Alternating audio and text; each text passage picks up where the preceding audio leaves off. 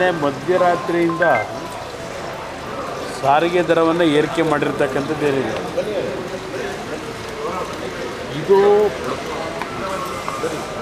ಇವತ್ತಿನ ಒಂದು ಪ್ರಕರಣ ಆದರೂ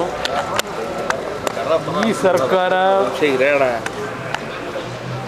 ಚುನಾವಣೆ ಪೂರ್ವದಲ್ಲಿ ರಾಜ್ಯದ ಈಗಿನ ಮುಖ್ಯಮಂತ್ರಿಗಳು ಮತ್ತು ಕಾಂಗ್ರೆಸ್ ಪಕ್ಷದ ಅಧ್ಯಕ್ಷರು ಇಬ್ಬರು ಒಂದು ಸಹಿಯನ್ನು ಒಳಗೊಂಡಂಥ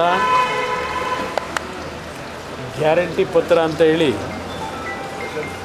ಪ್ರತಿ ಮನೆಗೆ ಹಂಚಿಸಿ ಮತ ಪಡೆದಿರ್ತಕ್ಕಂಥದ್ದು ಈ ಒಂದು ಕಾಂಗ್ರೆಸ್ನ ನಡವಳಿಕೆ ನಮ್ಮ ಮುಂದೆ ಏನಿದೆ ಈ ನುಡಿದಂತೆ ನಡೀಲಿಕ್ಕೆ ಯಾವ್ಯಾವ ರೀತಿಯಲ್ಲಿ ಜನಸಾಮಾನ್ಯರ ಒಂದು ಬದುಕಿನ ಜೊತೆ ಚೆಲ್ಲಾಟ ಆಡ್ತಾ ಇದ್ದಾರೆ. ಬಸ್ನಲ್ಲಿ ಪ್ರತಿನಿತ್ಯ ಓಡಾಡೋರು ಶ್ರೀಮಂತ ವರ್ಗದ ಜನ ಅಲ್ಲ, ಇಲ್ಲ ಮಂತ್ರಿಗಳ ಮಕ್ಕಳು ಮಂತ್ರಿಗಳ ಕುಟುಂಬದವರು ಓಡಾಡೋದಲ್ಲ.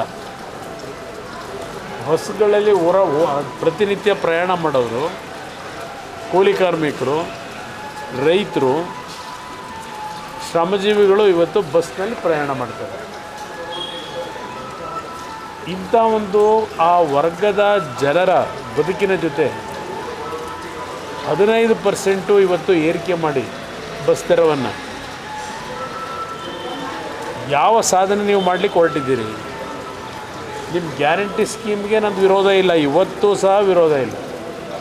ನೀವೇನು 5 ಗ್ಯಾರಂಟಿ ಘೋಷಣೆ ಮಾಡಿದ್ದೀರಿ ಅದನ್ನು ಇನ್ನೂ ಮುಂದುವರಿಸಿ, ಯಾವುದೇ ಕಾರಣಕ್ಕೂ ಅದು ನಿಲ್ಲಿಸಬೇಡಿ. ಇವೆಲ್ಲ ಮುಂದೆ ಬಹುಶಃ ಇವ್ರು ಹೋಗ್ತಿರೋ ಮಾರ್ಗ ನೋಡಿದ್ರೆ ಹುಡುಕ್ತಾ ಇದ್ದಾರೀಗ ಯಾವ್ಯಾವ ರೀತಿಯಲ್ಲಿ ಸಬೂಬುಗಳು ಕೊಟ್ಟುಬಿಟ್ಟು ಈ ಯೋಜನೆಗಳನ್ನು ನಿಲ್ಲಿಸ್ತಕ್ಕಂಥದ್ದಕ್ಕೆ ಏನೇನು ಮುಂದಿನ ದಿನಗಳಲ್ಲಿ ಪೀಠಿಗೆ ಹಾಕಬೇಕು ಅನ್ನೋದಕ್ಕೆ ಇದೆಲ್ಲ ಒಂದು ಹುನ್ನಾರವೂ ನಡೀತಾ ಇದೆ ಅನ್ನೋದು ನನ್ನ ಅಭಿಪ್ರಾಯ.